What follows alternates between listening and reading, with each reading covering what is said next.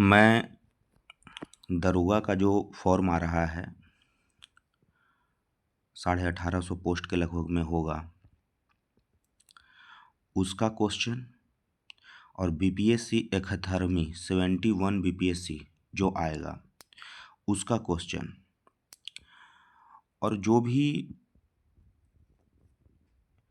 GK से related रहेगा exam जिसमें ज़्यादा से ज़्यादा जीके पूछा जा रहा है, मैं उस टाइप के एग्ज़ाम का मैं लगातार वीडियो डालूँगा जो 100% प्रीवियस ईयर क्वेश्चन रहेगा, जिसमें प्रीवियस ईयर दरोगा का क्वेश्चन रहेगा, प्रीवियस ईयर बीपीएससी का क्वेश्चन रहेगा, प्रीवियस ईयर यूपीएससी का क्वेश्चन रहेगा।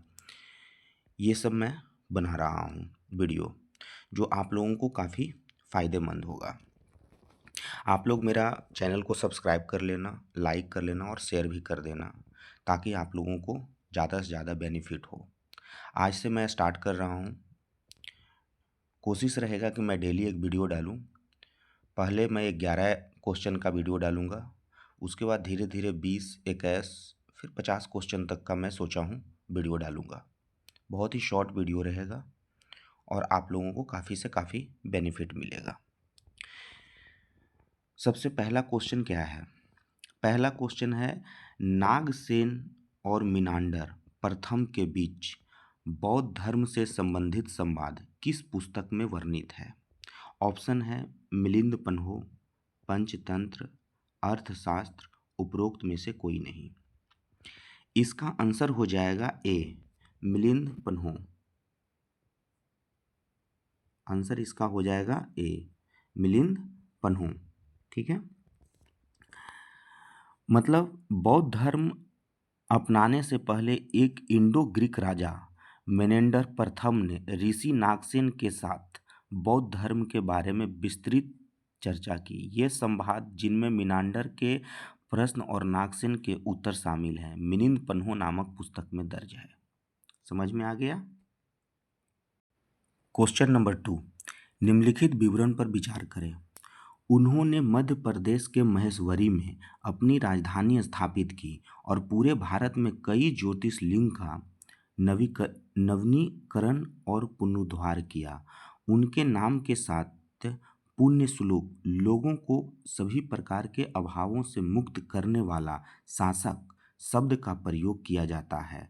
उपरोक्त विवरण के लिए निम्नलिखित में से कौन सा सबसे उपयुक्त है? Option A Jijabai, option B Ahilyabai Holkar, option C Abbakka Chowta, option D Rani Durgavati. इसका आंसर हो जाएगा बी अहिल्याबाई होलकर। अहिल्याबाई होलकर हो जाएगा। क्वेश्चन नंबर 3, 10 राजाओं के युद्ध में भरतों ने किस नदी के तट पर विजय प्राप्त की?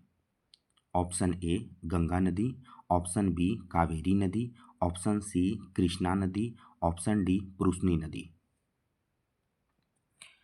आंसर हो जाएगा ऑप्शन डी पुरुषनी नदी। 10 राजाओं की लड़ाई, जिसे दशराज युद्ध के नाम से भी जाना जाता है, को ऋग्वेद में त्रिशु वंश के भरत राजा सुदास और 10 जनजातियों के संगठन के बीच एक प्रमुख संघर्ष के रूप में वर्णित किया गया है।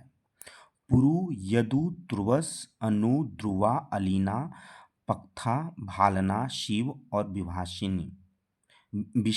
बिशानीन। यह निर्णायक युद्ध पुरुषनी नदी के तट पर हुआ था। क्वेश्चन नंबर 4, वेदों के बारे में निम्नलिखित कथनों पर विचार करें। ऋग्वेद सबसे प्राचीन ज्ञात वैदिक संस्कृत ग्रंथ है। यजुर्वेद मुख्य रूप से ऋग्वेद के छंदों से बना है, जिसे गायन के लिए काव्यात्मक रूप से व्यवस्थित किया गया है। इनमें से कौन सा कथन सही है? केवल एक, केवल दो, 1 और 2 दोनों, ना तो एक ना तो दो। केवल एक कथन सही है। ऋग्वेद सबसे प्राचीन ज्ञात वैदिक संस्कृत ग्रंथ है। Question number 5। छत्रपति शिवाजी महाराज के संदर्भ में निम्नलिखित कथनों पर विचार करें। कथन 1। उनका शासन एक केंद्रीयकृत प्रणाली से युक्त था जिसमें राजा प्रमुख थे और उन्हें अष्टप्रधान परिषद द्वारा सहायता प्रदान की जाती थी। कथन 2। उन्होंने राजस्व प्रणाली में सुधार किया और रैयतबाड़ी प्रणाली को समाप्त कर दिया। इनमें से कौन सा कथन सही है?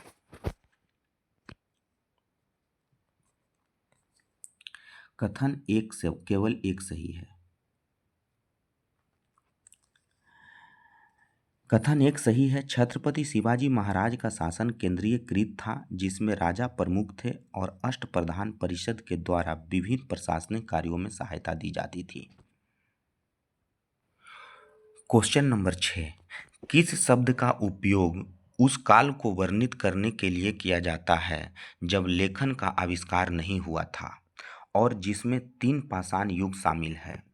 आद्य इतिहास, प्रागैतिहासिक, इतिहास, उपरोक्त में से कोई नहीं।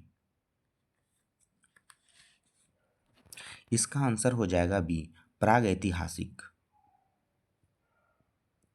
प्रागैतिहासिक होगा, इसका आंसर बी हो जाएगा।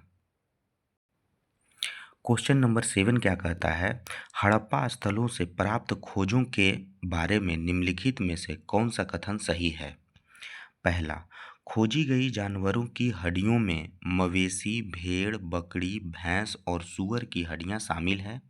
दूसरा, चोलिस्तान और बनावली, हरियाणा में हल का चित्रण करने वाले टेराकोटा मॉडल का पता लगाया गया है। कौन सा कथन है? केवल एक, केवल दो, 1 और 2 दोनों, उपरोक्त में से कोई नहीं। इसका आंसर हो जाएगा सी, 1 और 2 दोनों होगा। 1 और 2 दोनों होगा। Question number 8। भारत के इतिहास के संदर्भ में किसे उनके अनुयायियों द्वारा धरती आबा या धरती के पिता के रूप में संदर्भित किया गया है? Chand Bhairav, B Birsa Munda, C Veer Kunwar Singh, D इनमें से कोई नहीं। इसका आंसर हो जाएगा बी, बिरसा मुंडा।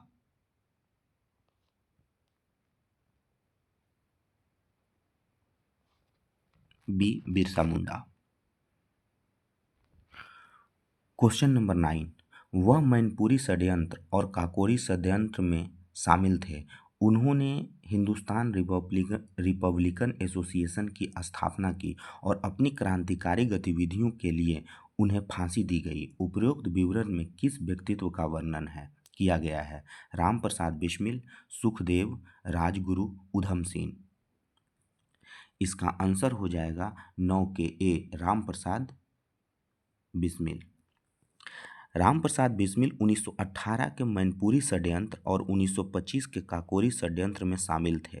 उन्होंने हिंदुस्तान रिपब्लिकन एसोसिएशन चारे बाद हिंदुस्तान सोशलिस्ट रिपब्लिकन एसोसिएशन की स्थापना की और 1927 में अपनी क्रांतिकारी गतिविधियों के लिए उन्हें फांसी दी गई है।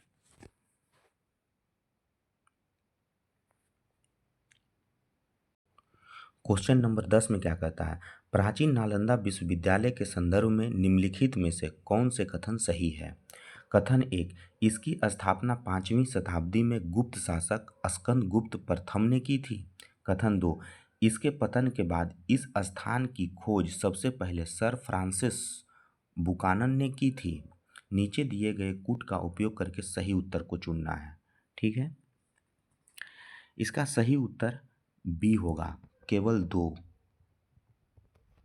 ठीक है, इसकी स्थापना 5वीं शताब्दी में गुप्त शासक स्कंदगुप्त ने नहीं किया था।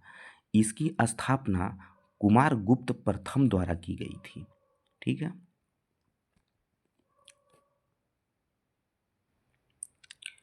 और कथन 2 सही है। इसके पतन के बाद इस स्थल की खोज सबसे पहले सर फ्रांसिस बुकानन ने की थी। Question number 11। निम्नलिखित में से कौन सा शिलालेख 2 विभिन्न भाषाओं में लिखा गया है? बेरूत शिलालेख, मास्की शिलालेख, कंधार शिलालेख या गिरनार शिलालेख। इसका सही उत्तर होगा सी, कंधार शिलालेख। अशोक का कंधार शिलालेख विशेष रूप से द्विभाषी है, जिसमें ग्रीक और आरामाइक दोनों भाषाओं में लिखा गया है। इस प्रकार 11 नंबर क्वेश्चन का आंसर सी होगा और कंधार शिलालेख इसका आंसर होगा।